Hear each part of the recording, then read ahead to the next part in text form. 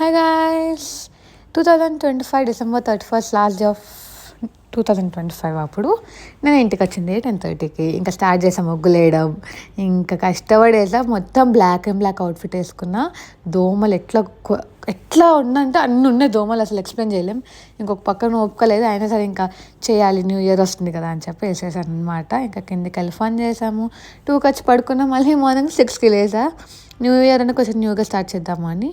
You members know the temple what is this. I have showed this temple a lot of videos, so you need to comment on the name.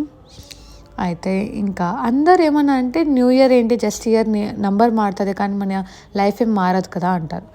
మీరు ఎప్పుడైతే ఒక మంచి decision తీసుకుంటారో, మీరు ఎప్పుడైతే అది implement చేయడం స్టార్ట్ చేస్తారో, your year will be so good, trust me. నేను కూడా అంత చెప్పేదానైతే కాదు, బట్ ఆ చేంజెస్ని నేను అబ్జర్వ్ చేశాను. ఇంకా వస్తే మా మమ్మీ అలిగిందనమాట. ఎందుకమ్మ ఒక్క టెంపుల్ ఎంత మెల్లగా వెళ్తున్నావు, తొందరగా వెళ్ళిపోదామని చెప్పి నేనేమో టెంపుల్స్ అన్నింటిని ఒక 2-3 టెంపుల్స్ కవర్ చేశాను. మా మమ్మీకి చెప్పలేదని చెప్పి ఇంకా ఫుల్ అలిగింది. ఇంకా గట్టి మాట్లాడితే వదిలేసి వెళ్ళిపోతా అంటే ఇంకా మూసుకుని ఉంటా. ఇంకా బాబాయ్ హోటల్కి తీసుకొచ్చి మమ్మీని ఇంకా తినిపించి కూల్ డౌన్ చేశా. ఇది బాబాయ్ హోటల్లో ఒరే మిల్షేక్ అనమాట. కొంచెం ఎండగా ఉండగా తాగుదామని, కానీ సైనస్ ఫుల్గా ఎక్కేసింది. నేను ఇంకా ఇంటికి వచ్చి ఒక నాప్ తీసుకుని ఈవినింగ్ 6కి తింటున్నాను అనమాట. అది సో మా అమ్మ అంటుంది, ఒక పని చేయవే, నైట్ తినేసి ఉంటే అయిపోయింది కదా అని. మా మమ్మీ వెనకాల నుంచి బ్యాక్గ్రౌండ్ వస్తుంది.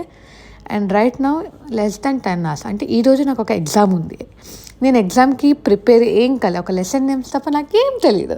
కానీ ఒక పక్కన కాల్స్ నా ఫ్రెండ్స్ చేసి, నువ్వు వస్తావా రావా అని, ఈరోజు గ్యారెంటీగా రావాలి, ఎలా రాకుండా ఉంటావా అని చెప్పి మా ఫ్రెండ్స్ దొబ్బేశారు నన్ను.